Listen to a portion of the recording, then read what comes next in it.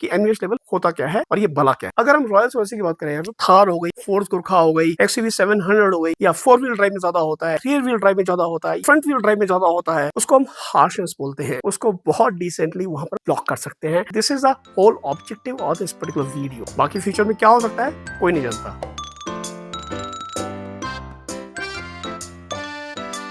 Hello दोस्तों, आपका बहुत बहुत नमस्कार। मैं आप सभी लोगों का मैशोफिक्स ऑटो में स्वागत करता हूं, जहां आज हम एनवीएच लेवल को लेकर डीप डाइव करने वाले हैं, जो कि असल में जिमनी बुक सीरीज का ही पार्ट है। लेकिन ये जिमनी तक लिमिटेड नहीं है और दुनिया में कोई भी गाड़ी ऐसी नहीं है जिसमें एनवीएच का इशू ना हो। इवन रॉयल्स रॉयस जैसी गाड़ियों में भी कुछ ना कुछ एनवीएच लेवल तो होता ही है, क्योंकि एनवीएच लेवल को जीरो कर पाना या फिर एक जीरो एनवीएच लेवल की कार बना पाना इम्पॉसिबल है, ऑलमोस्ट नियर टू इम्पॉसिबल है। बाकी फ्यूचर में क्या हो सकता है कोई नहीं जानता। चाहे आप नई गाड़ी खरीदने जा रहे हैं या आपके पास ऑलरेडी कोई गाड़ी है, दोनों ही केस में एनवीएच लेवल असल में सभी का कंसर्न रहता है। केबिन के अंदर आने वाली नॉइस, वाइब्रेशन और हार्शनेस को हम मिनिमाइज कर सके। तो आज की इस वीडियो में हम एनवीएच लेवल को लेकर डीप डाइव करने वाले हैं, जहां हम बहुत सारी चीजों को जानने की कोशिश करेंगे। हालांकि एनवीएच लेवल को लेकर आप लोगों में से काफी सारे लोगों को काफी अच्छी जानकारी पहले से होगी। काफी सारे प्रश्नों का उत्तर जानने की कोशिश करेंगे, जैसे कि किस किस तरह की गाड़ियों में एनवीएच लेवल ज्यादा होता है। एसयूवीज में ज्यादा होता है, सेडान्स में ज्यादा होता है, हैचबैक्स में ज्यादा होता है, क्रॉसओवर में ज्यादा होता है, या 4 व्हील ड्राइव में ज्यादा होता है, या रियर व्हील ड्राइव में ज्यादा होता है, या फ्रंट व्हील ड्राइव में ज्यादा होता है। और अगर वो एनवीएच लेवल है तो उसको हम कैसे मिटिगेट करेंगे। कौन कौन से ऐसे तरीके हैं जिससे हम उसे रिड्यूस कर सकते हैं। कोई तो तरीके होंगे ना उसको रिड्यूस करने के, और डेफिनेटली बहुत सारे तरीके आपको ऑलरेडी मालूम है। तो किस तरह से हम केबिन में आने वाली नॉइस को और डिफरेंट तरह की वाइब्रेशंस को कम से कम कर सकते हैं। लेकिन इसके अलावा भी हम ये जानने की कोशिश करेंगे, क्या ये सिर्फ एनवीएच ही है जो हमें परेशान करता है, क्या इसके अलावा कुछ और भी है। हाँ, असल में कुछ और चीजें भी हैं जो एनवीएच के अलावा भी हमें परेशान करती हैं। हम उनके बारे में भी इस वीडियो में बात करने वाले हैं। तो ये समझने से पहले हम कैसे एनवीएच लेवल को कम कर सकते हैं, कंट्रोल कर सकते हैं, हमें ये समझना जरूरी है कि एनवीएच लेवल असल में भला क्या है। तो इन सभी प्रश्नों के उत्तर जानने के लिए आप मेरे साथ इस वीडियो में अंत तक बने रहिएगा, ताकि मैं आपको ज्यादा से ज्यादा इंफॉर्मेशन दे सकूं। तो चलिए सबसे पहले समझते हैं कि एनवीएच लेवल होता क्या है और ये भला क्या है। तो सबसे पहले हम एनवीएच लेवल को एक बहुत ही लेमन लैंग्वेज में समझते हैं, उसके बाद उसमें डीप डाइव करेंगे। तो अगर आप देखेंगे, एन का मतलब नॉइस यानी कि शोर, जो कि हमारे सुनने से असल में रिलेटेड है। अब हम बात करते हैं वाइब्रेशन की, जिसे कंपन भी बोलते हैं, जो हमारे महसूस करने से रिलेटेड है। और तीसरी चीज है हार्शनेस, जिसको असल में कठोरता भी बोलते हैं। इसके बहुत सारे सोर्सेज होते हैं। तो आज हम असल में नॉइस के, वाइब्रेशंस के और हार्शनेस के, इन सभी के सोर्सेज को डिटेल में समझने वाले हैं, और ये समझेंगे कि ये तीनों ही फैक्टर असल में ऑटोमोबाइल्स में कैसे काम करते हैं। जैसे मैंने आपको पहले बताया, कुछ और भी फैक्टर्स होते हैं एनवीएच के अलावा जो हमें परेशान करते हैं, हम उन्हें भी समझेंगे। तो ये तो हो गया एनवीएच का मतलब एक बिल्कुल लेमन लैंग्वेज में, जो हर कोई बहुत ही आसानी से समझ सकता है और आपको ऑलरेडी मालूम भी होगा। तो अब हम थोड़ा सा एक नेक्स्ट लेवल की बात करते हैं। हालांकि ऑटोमोबाइल्स के मामले में इन तीनों को अलग अलग समझना थोड़ा सा डिफिकल्ट है, क्योंकि ये तीनों बहुत ही इंटर रिलेटेड है, इसलिए इसको एक साथ बोला जाता है एनवीएच। तो चलिए समझते हैं। तो देखिए दोस्तों, सबसे पहले हम ये बात जान लेते हैं कि जो एनवीएच होता है किसी भी गाड़ी का, वो बहुत ही एक सब्जेक्टिव चीज होती है। हो सकता है जो मेरे लिए एनवीएच लेवल बहुत हाई हो, वो किसी और के लिए काफी कम एनवीएच लेवल हो। जैसे कि मैं आपको एग्जांपल दूं, जो ह्यूमन ईयर होते हैं, जो हमारी सुनने की क्षमता होती है, वो असल में -10 से 25 डेसिबल तक होती है। डेसिबल असल में एक इकाई है, एक यूनिट है उस इंटेंसिटी की, लाउडनेस की, कि कितनी लाउड आवाज हम सुन सकते हैं, जो कि असल में एज के साथ उसकी जो रेंज है वो ज्यादा हायर होती जाती है। हायर होने का मतलब यानी कि अगर किसी का वो जो रेंज है 40 डेसिबल या 50 डेसिबल या 100 डेसिबल हो जाती है, यानी कि उसको वो आवाजें सुनने में ज्यादा स्ट्रगल करना पड़ेगा। मैं आपको एक एग्जांपल देता हूँ। अगर मान लीजिए कोई ऐसी साउंड जो आप बहुत ध्यान से सुन रहे हैं, लेकिन आपको पता लग रहा है धीरे धीरे साउंड आ रही है, लेकिन ठीक से पता नहीं लग पा रहा। अगर उसे ठीक से सुनना है तो सबसे बड़ी तरीका बताऊं, आपके घर में कोई 4-5 साल का, 6 साल का या 10 साल का बच्चा है ना, उसको बोलिए कि उस आवाज को सुने। उसको वो आवाज़ ज़्यादा क्लियर सुनाई देगी, क्योंकि जब हमारी छोटी एज होती है, तो हमारी हियरिंग कैपेबिलिटी बहुत ज़बरदस्त होती है। इवन एक छोटा बच्चा वो भी आवाज़ सुन लेता है, जो एक नॉर्मल ह्यूमन बीइंग नहीं सुन पाता। लेकिन प्रॉब्लम क्या है, बढ़ती एज के साथ ये कैपेबिलिटी हम लूज़ करते जाते हैं। देखिए, मैं कोई इसका एक्सपर्ट नहीं हूँ और ये सब बातें आपको काफ़ी अच्छी तरह से पहले से मालूम होंगी, लेकिन फिर भी क्योंकि हम इस एनवीएच लेवल की बात कर रहे हैं, so it is worth to discuss this topic here, ताकि हमें पता लग जाए कि हम कहाँ बात कर रहे हैं। तो ये तो खाली नॉइज़ हुई। वाइब्रेशन जो होती है असल में किसी नॉइज़ का सोर्स होती हैं, या कभी-कभी ऐसा भी होता है कोई नॉइज़ वाइब्रेशन का सोर्स बन जाए। यानी कि ये दोनों बहुत ही इंटररिलेटेड है और इन दोनों का जो एक एंड फीलिंग है, जो एंड रिजल्ट है, उसको हम हार्शनेस बोलते हैं। लेकिन इसका ये मतलब बिल्कुल भी नहीं है कि हार्शनेस का जो सोर्स है वो खाली नॉइज़ और वाइब्रेशन है। हार्शनेस का जो सोर्स है वो कुछ और भी हो सकते हैं, कुछ और फैक्टर भी हैं, उनको भी हम टच अपॉन करेंगे यहाँ पर। इसको और डीप डाइव करने के लिए पहले हमें ये समझना होगा कि वो कौन-कौन से सोर्स टाइप्स हैं जिनसे ये एनवीएच लेवल आता है। तो जो पहला फैक्टर है, जो एक मेन फैक्टर है, वो होता है एरोडायनामिक्स। यानी कि गाड़ी की असल में शेप क्या है। जैसे कि ये जो गाड़ी है, इसका जो स्टांस है, ये एक एसयूवी स्टांस है। ये बॉडी ऑन फ्रेम व्हीकल है, काफ़ी ऊँचा व्हीकल है, इसकी काफ़ी ज़्यादा ग्राउंड क्लियरेंस है, ये काफ़ी बॉक्सी है असल में। तो यानी कि इस गाड़ी के जो एरोडायनामिक्स हैं, वो काफ़ी पुअर हैं। तो ये तो हो गया पहला टाइप। दूसरा जो सोर्स टाइप है, वो उस गाड़ी का मैकेनिक्स है, यानी कि उस गाड़ी की मशीनरी है। जितने भी मैकेनिकल डिवाइसेस गाड़ी में काम करते हैं, डेफिनिटली वो एनवीएच लेवल ऐड करते हैं। तीसरी चीज़ हुई गाड़ी के इलेक्ट्रॉनिक्स और गाड़ी के इलेक्ट्रिकल अप्लायंसेस, जो असल में एनवीएच लेवल में कहीं न कहीं ऐड ऑन करते हैं। लेकिन अब सोर्स टाइप को समझने के बाद हम ये समझेंगे कि वो कौन-कौन से सोर्सेस होते हैं असल में, जो एनवीएच लेवल को बहुत ज़्यादा बढ़ा देते हैं। और जब हम वो समझ जाएँगे, फिर हमें ये समझना है कि उन सोर्सेस से गाड़ी के केबिन तक उनकी जो हार्शनेस है, या उनकी जो नॉइज़ है, या उनकी जो वाइब्रेशन है, वो कैसे ट्रैवल होके केबिन तक पहुँचती है, उसका क्या ट्रैवल पाथ है। जब हम एक बार ये समझ जाएँगे कि एनवीएच का ट्रैवल पाथ क्या है, तो हम उसको बहुत डिसेंटली वहाँ पर ब्लॉक कर सकते हैं। And this is the whole objective of this particular video. हालाँकि सारे मेथड हम इन डिटेल तो इस वीडियो में बात नहीं कर सकते, बट डेफिनिटली हाई लेवल पे हम उन मेथड्स की बात ज़रूर करेंगे। देखिए, यूँ तो एनवीएच लेवल हर तरह की गाड़ी में होता है, लेकिन कुछ गाड़ियों में ये एनवीएच लेवल ज़्यादा होता है, जैसे कि जिमनी हो गई, थार हो गई, फोर्स गुरखा हो गई, बोलेरो हो गई, बोलेरो नियो हो गई, एक्सयूवी 700 हो गई।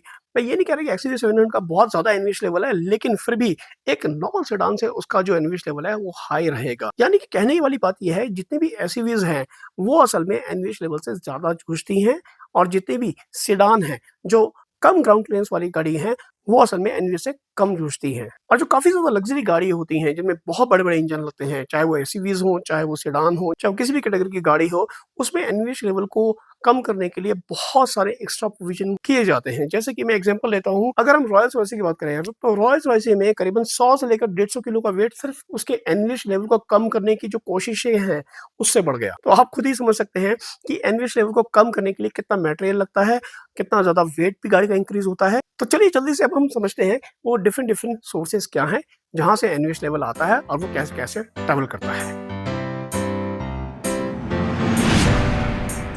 तो सबसे पहले हम ये समझेंगे कि किसी भी गाड़ी के एरोडायनामिक्स उसके एनवीएच लेवल में कैसे ऐड ऑन करते हैं। तो चलिए समझते हैं। जब ये गाड़ी असल में काफ़ी स्पीड में चल रही है, सामने से जो हवा है वो असल में गाड़ी को हिट करेगी। अब देखिए, सबसे पहली चीज़, इसका जो शीशा है वो काफ़ी स्ट्रेट है। अगर आपने देखा होगा मैक्सिमम सेडान में, हैचबैक पे शीशा काफ़ी स्लोप में होता है। जो उसकी विंडशील्ड होती है वो काफ़ी स्लोप में होती है।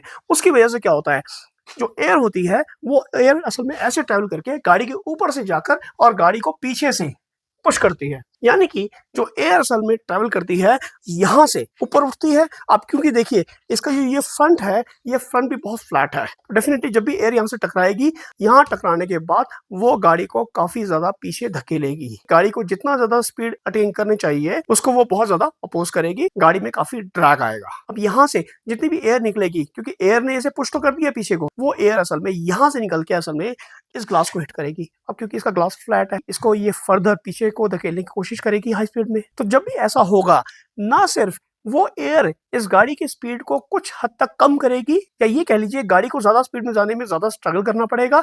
उसके साथ-साथ वो जब एयर इस गाड़ी से टकराएगी, यानी कि वो कुछ नॉइस और कुछ वाइब्रेशन भी क्रिएट करेगी। जितनी ऊंची गाड़ियां होती हैं ना, उसमें वो जो एयर का पीछे से पुश है वो उतना कम असल में होता है, क्योंकि जो फ्रंट वाली जो फोर्स होती है एयर की वो ज्यादा होती है और गाड़ी को ज्यादा स्ट्रगल करना पड़ता है। यानी कि उसमें आपका नॉइस भी बढ़ गया, गाड़ी का वाइब्रेशन भी बढ़ गया, और डेफिनेटली ये दोनों चीजें असल में हार्शनेस को पैदा करेंगी जो हमें गाड़ी के अंदर फील होगी, चाहे वो हवा की आवाज हो, चाहे वो किसी तरह की कंपन हो या वाइब्रेशन हो। लेकिन एरोडायनेमिक्स खाली ऊपर से काम नहीं करेंगे, एरोडायनेमिक्स असल में नीचे से भी काम करेंगे। देखिए, इस गाड़ी की ग्राउंड क्लियरेंस 210 mm है, यानी कि ज्यादा से ज्यादा एयर इस गाड़ी के नीचे जाएगी, और जितनी ज्यादा एयर नीचे से जाएगी यानी कि वो असल में एक तरह से, जब गाड़ी बहुत ज्यादा स्पीड पर होती है, एक तरह से उस गाड़ी के नीचे वो एयर ब्लास्ट करेगी, राइट। साधारण शब्दों में कह लीजिए, वो एयर असल में बहुत ज्यादा नॉइस क्रिएट करेगी उस गाड़ी के नीचे, राइट। उसी तरह का फिनोमेनन असल में साइड से भी होगा। अब साइड क्योंकि हमारी उस एयर से सीधी नहीं टकराएगी, लेकिन कुछ साउंड हमें साइड से भी मिलेंगी, चाहे वो गाड़ियों की हॉर्न की हो जो यहाँ से पेनिट्रेट करके अंदर तक पहुंचे। अगर ये ग्लास ज्यादा थिक नहीं है, बहुत थिन ग्लासेस हैं, तो वो नॉइस भी असल में अंदर पहुंचेगी। इन तीनों चीजों में जो हार्शनेस है वो सबसे ज्यादा सब्जेक्टिव है, जिसको स्पेसिफिकली मेजर करने का कोई तरीका नहीं है। बस हाँ, उसका end result person to person असल में वेरी करता है। हालांकि हम नॉइस को, वाइब्रेशन को कैलकुलेट कर सकते हैं, बट हार्शनेस को हम कैलकुलेट नहीं कर सकते। हार्शनेस को हम खाली फील कर सकते हैं क्वालिटेटिव लेवल पर। मेरी जानकारी में कोई ऐसा तरीका नहीं है जिससे हम हार्शनेस को क्वांटिटेटिव लेवल पे मेजर कर सके। तो ये तो हो गई बात असल में एरोडायनेमिक्स की, कि एरोडायनेमिक्स कैसे इफेक्ट करता है आपकी कार पर।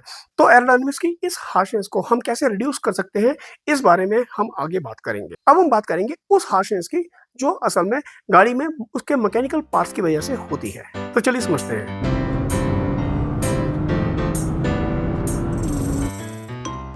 तो देखिए, मैकेनिकल पार्ट में असल में दो चीजें मेजर हैं जो हार्शनेस पैदा करती हैं या जो एनवीएच लेवल को बढ़ाती हैं। पहला पार्ट है उस गाड़ी का इंजन, या आप कह लीजिए उस गाड़ी का जो पावर ट्रेन होता है, वो असल पे एनवीएच लेवल को बढ़ाता है। वो कैसे बढ़ाता है असल में? जब ये इंजन स्टार्ट होगा तो बहुत ज्यादा वाइब्रेट करता है, जैसे जैसे गर्म होता है, एक ऑप्टिमल टेम्परेचर पे आता है, तो ये इंजन काफी शांत हो जाता है।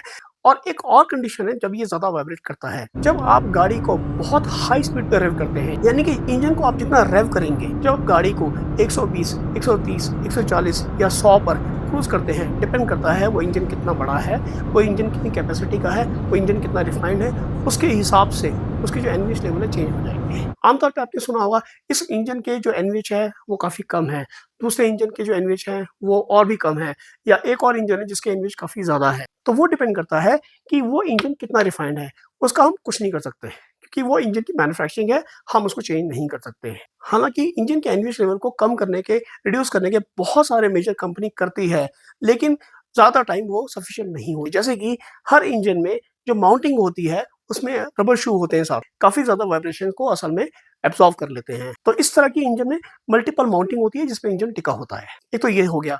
दूसरा, ये जो गाड़ी का हुड है, उस हुड में अंदर से इंसुलेशन लगाते हैं। वो इंसुलेशन असल में यहाँ से जो वाइब्रेशन है, उसका शोर है, जो इंजन की हीट है, उसको असल में वो यहाँ तक नहीं पहुंचने देती। लेकिन जैसा कि आप जानते हैं, जिमनी में कोई भी इंटरनल इंसुलेशन नहीं आता, और ऑफिशियली मारुति के पास भी जिमनी का कोई इंसुलेशन नहीं है। अगर आप आफ्टर मार्केट इंसुलेशन खरीदेंगे तो वो मेरे ख्याल से 10,000 रुपए तक का आता है, वो भी अगर मिलेगा तो, लेकिन वो बहुत स्किनी होता है। उससे कितने ज्यादा वाइब्रेशन कम होंगे आई एम नॉट रियली श्योर, और डेफिनेटली उससे इतने वाइब्रेशन कम नहीं होने वाले, तो उससे इतनी ज्यादा नॉइस कम नहीं होने वाली। हाँ, किसी हद तक वो फायदा करेगा। इसलिए मैंने इस गाड़ी में यहाँ पर एक 3 लेयर इंसुलेशन लगाया है, और इसका पूरा इंस्टॉलेशन कैसे होना है, जो नेक्स्ट वीडियो आप देखेंगे, नेक्स्ट वीडियो में मैं इसको कवर करने वाला हूँ। जिमनी के केस में, या किसी भी एसयूवी के केस में, या किसी भी और कार के केस में जहां पर एनवीएच लेवल काफी ज्यादा है, आप इसी तरह का जो 3 लेयर वाला कस्टम इंसुलेशन है, आप कैसे इंस्टॉल कर सकते हैं, मैं उसका बिल्कुल step by step detail procedure आपको दूंगा। लेकिन यहाँ पर क्वेश्चन ये आता है कि ये जो वाइब्रेशंस होती हैं यहाँ पर इस हुड के ऊपर, ये असल में अंदर तक कैसे पहुंचती हैं? देखिए, ये जो हुड है ना, हुड में ये असल में आपके हिंजेस हैं, देख रहे हैं, ये हिंजेस हैं।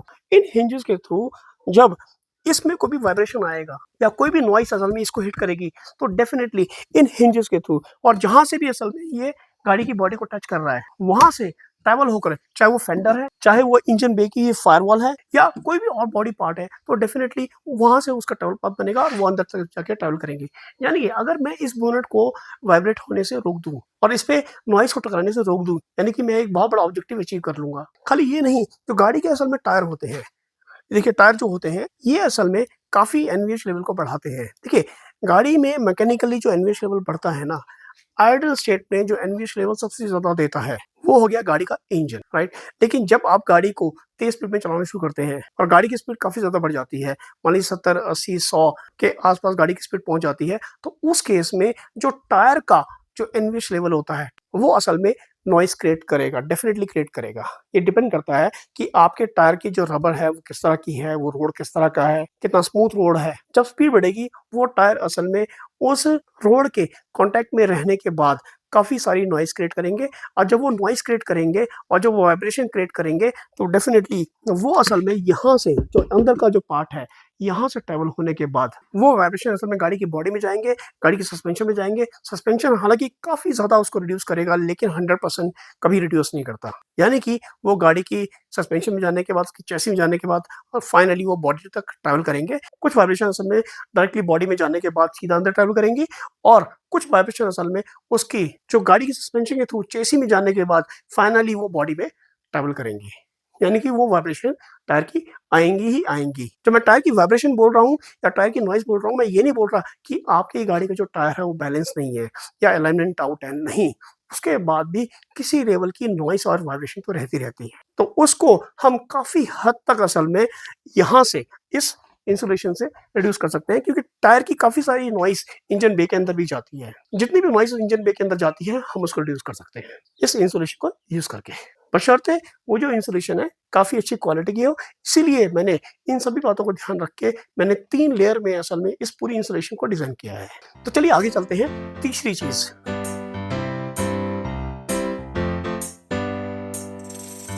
देखिए इंजन बे के बाद एक जो सबसे ज़्यादा मैकेनिकल पार्ट से जो वाइब्रेशंस आती है, वो असल में होता है उसका ड्राइव ट्रेन। और जब मैं ड्राइव ट्रेन की बात करता हूँ, यहाँ पर मैं 2 अलग-अलग चीज़ की बात करूँगा, फ्रंट व्हील ड्राइव और दूसरी rear wheel drive. Front wheel drive का जो असल में एनवीएच लेवल होता है, वो रिलेटिवली कम होता है रियर व्हील ड्राइव से, क्योंकि रियर व्हील ड्राइव के केस में ज़्यादा मूविंग पार्ट गाड़ी के नीचे होते हैं। बहुत सारे पार्ट मूव कर रहे होते हैं, जैसे मैंने काफ़ी सारी वीडियो में बताया है कि रियर व्हील ड्राइव में जो एडिशनल चीज़ें आ जाती हैं, वो आपका नॉर्मली एडिशनल ड्राइव शाफ्ट है जो गियर बॉक्स से अटैच होगा, ट्रांसफर केस होगा, उसके बाद फिर एक पॉपुलर शाफ्ट होगी, उसके बाद फिर एक डिफरेंशियल होगा और वो टायर से कनेक्ट होंगे। यानी कि ये इसका जो ट्रैवल है, ये बहुत पीछे तक जाता है, जो कि गाड़ी में कुछ ज़्यादा वाइब्रेशन क्रिएट करेगा, ज़्यादा नॉइज़ क्रिएट करेगा और गाड़ी का जो नीचे का फ्लोर है, फ्लोर से भी असल में वाइब्रेशन ऊपर आएँगी। लेकिन फ्रंट व्हील ड्राइव में क्या होता है, फ्रंट व्हील ड्राइव में वो सब झमेला नहीं होता। असल में यहाँ इंजन रखा है, इसके नीचे गियर बॉक्स होता है, उसी से असल में ड्राइव शाफ्ट सीधी टायर में चली जाती हैं। यानी कि वो एक्सल सीधे-सीधे उसमें लगे होते हैं। वो भी हार्शनेस क्रिएट करते हैं, बट उसका लेवल डेफिनिटली एक रियर व्हील ड्राइव वाली गाड़ी से कम होता है, काफ़ी कम होता है। उस केस में हमें जो गाड़ी है, गाड़ी की जो फ्लोर है, फ्लोर की असल में हमें पूरी डैम्पनिंग करनी पड़ेगी और डैम्पनिंग के लिए कोई भी अच्छी डैम्पनिंग शीट लेकर असल में आप पूरा गाड़ी का कारपेट और सीट हटवा कर वो असल में आप कर सकते हैं। तो उससे क्या फ़ायदा आपको होगा कि जो ड्राइव ट्रेन से हार्शनेस आती है या फिर एयरोडायनामिक इफेक्ट की वजह से जो नीचे से एयर क्रॉस होती है, जब वो टकराती है गाड़ी के नीचे से, तो उसकी जो हार्शनेस है, उसका जो नॉइज़ है, वो काफ़ी हद तक रिड्यूस हो जाएगा। लेकिन फिर भी यहाँ पर एक ग्रे एरिया है, वो ग्रे एरिया क्या है? इस इंजन की जितनी भी नॉइज़ होगी या इस इंजन बे में नीचे से जितनी भी एयर आएगी या जितनी भी हार्शनेस आएगी, वो सारा का सारा असल में ये जो सामने वॉल है ना, जिसको हम नॉर्मली फायरवॉल भी बोलते हैं, ये यहाँ पर आके टकराएगी। आपने देखा होगा नॉर्मली गाड़ियों में ये काफ़ी हद तक इंसुलेट कर रखा होता है। ये हीट को तो रोक लेती है, लेकिन वाइब्रेशन को नहीं रोक पाती। तो उसके लिए आपको गाड़ी का पूरा डैशबोर्ड उतरवाकर अंदर से डैम्पनिंग करनी पड़ेगी, जो फ्रंट वाला पार्ट है। जब उसे पूरा डैम्पर कर देंगे, तो असल में वहाँ से भी वाइब्रेशन आनी बंद हो जाएगी और डेफिनिटली नॉइज़ लेवल वहाँ से भी काफ़ी कम हो जाएगा। मैं ये नहीं कह रहा हूँ कि आप हर जगह पे डैम्पनिंग करवाइए। देखिए, आप हर चीज़ स्टेप बाय स्टेप कीजिए। अगर उससे ज़्यादा डैम्पनिंग आपको नहीं चाहिए, तो आप अगले स्टेप पे मत जाइए। एक और चीज़ समझ लेते हैं।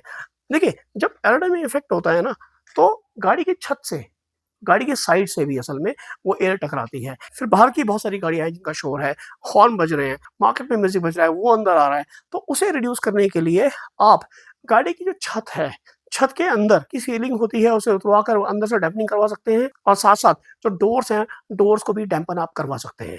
जिससे डेफ़िनिटली आपकी जो गाड़ी का जो नॉइज़ लेवल है, काफ़ी हद तक रिड्यूस हो जाएगा। इस एनवीएच के अलावा 2 चीज़ें और हैं असल में, जो ये इंसुलेशन आपको बेनिफिट देगी। 2 चीज़ें और क्या हैं, जैसे कि मैंने आपको पहले बताया था, ये खाली एनविश नहीं है जो गाड़ी में तंग करता है। गाड़ी के अंदर 2 चीज़ें और तंग करती हैं हमें, एक तो हो गई हीट, हीट असल में एक तो इंजन की हीट है, वो असल में तंग करती है। तो यहाँ से इंजन की हीट केबिन तक ना जाए तो यहाँ तो इंसुलेशन है, लेकिन छत से हीट आती है, साइड से हीट आती है, राइट? वो भी असल में जब आप डैम्पिंग करवाएँगे तो काफ़ी हद तक रिड्यूस हो जाएगी। दूसरी जो हीट है, वो असल में इस बोनट को हिट करती है हीट।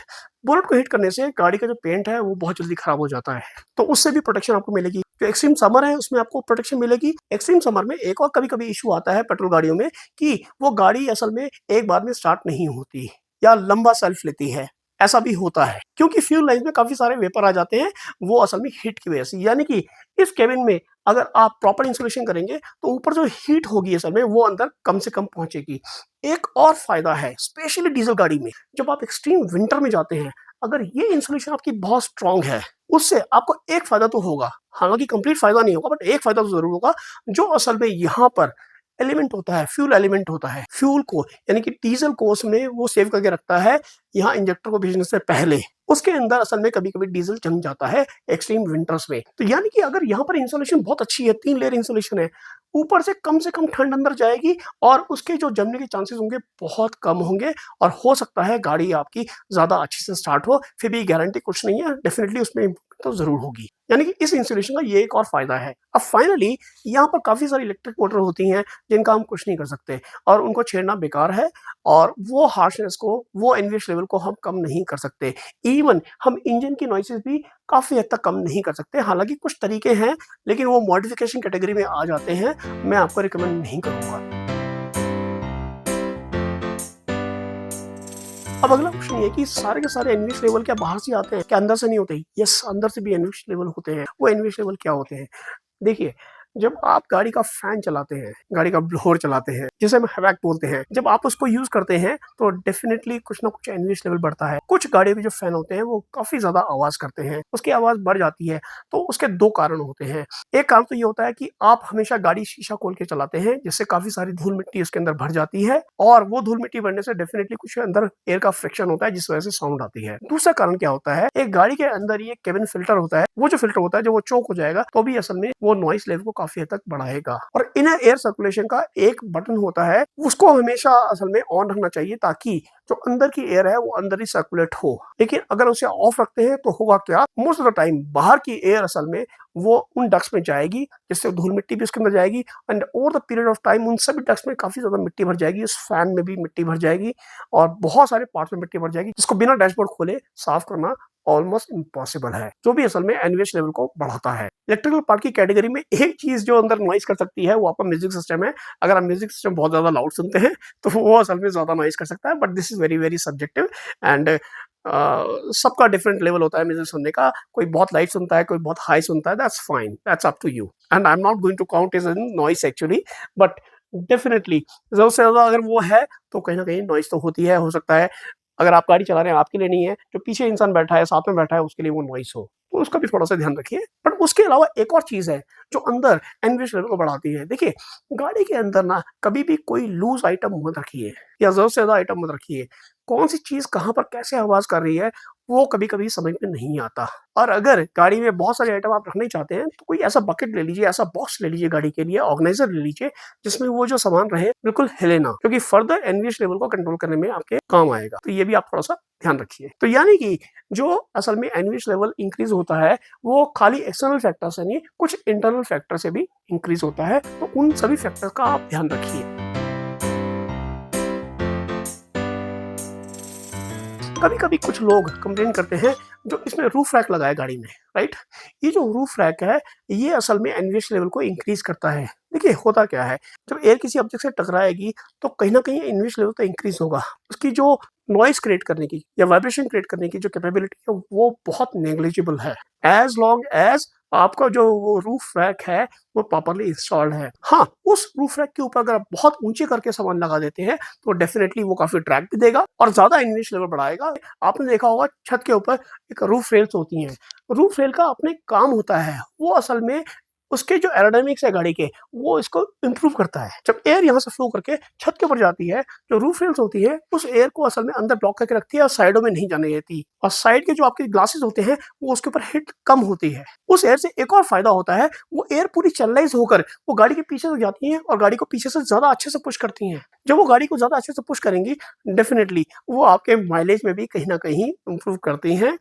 नेग्लिजिबल हो, बट ये सब छोटे-छोटे तरीके हैं जिनसे असल में काफ़ी ज़्यादा फ़ायदे होते हैं। और इसके ज़्यादा बड़े फ़ायदे आपको देखने हैं, बहुत सारी रेसिंग कार्स में देखेंगे, डिफरेंट टाइप के रूफ रेल्स या उनकी बॉडी शेप इस तरह की होती हैं। अगर वो सेडान टाइप की गाड़ी है या फिर सेडान नहीं भी है, तो उसमें ऊपर स्पॉइलर यूज़ करते हैं, जो डेफिनिटली एक बहुत बेहतरीन एरोडायनामिक इफेक्ट देती हैं और गाड़ी को पीछे से पुश करती हैं। तो ये सारे के सारे जो मेथड होते हैं ना, इनके अपने रीज़न हैं, इनके अपने फ़ायदे हैं, इनके अपने बेनिफिट हैं। तो चलिए पहले हुड बंद करते हैं, फिर बात करते हैं। तो चलिए दोस्तों, अब वीडियो को कंक्लूड करते हैं। होपफुली मैं काफ़ी सारी चीज़ें आपकी इसमें क्लियर कर पाया हूँगा। अलग-अलग गाड़ियों का जो एनविश लेवल है, वो अलग-अलग लेवल पे हो सकता है। इवन 2 गाड़ियों में जो अलग-अलग तरह की गाड़ियाँ हैं, उसमें सेम इंजन लगा हो, तो भी उनके एनविश लेवल डिफरेंट हो सकते हैं। बिकॉज़ इंजन खाली रीज़न नहीं होता है एनविश का। इंजन के अलावा बहुत सारी चीज़ें होती हैं, जैसे कि हमने डिस्कस किया। खाली जिम्नी की बात ना करके हम बहुत सारी गाड़ियों की बात की है हमने, बिकॉज़ ये हमने जिम्नी के ऊपर काफ़ी हद तक डेमोंस्ट्रेट किया है। This is a reason, it's a part of Jimny को बुक सीरीज़। अगर आपको ये हेल्पफुल लगा है, ये इन्फॉर्मेटिव लगा है, तो आप मेरी वीडियो को लाइक कीजिए, ये वीडियो को शेयर कीजिए, मेरे चैनल को सब्सक्राइब कीजिए। एक नई वीडियो के साथ दोबारा से मुलाकात होगी, एक नई इन्फॉर्मेशन के साथ। तब तक के लिए अपने ध्यान रखें। Bye bye.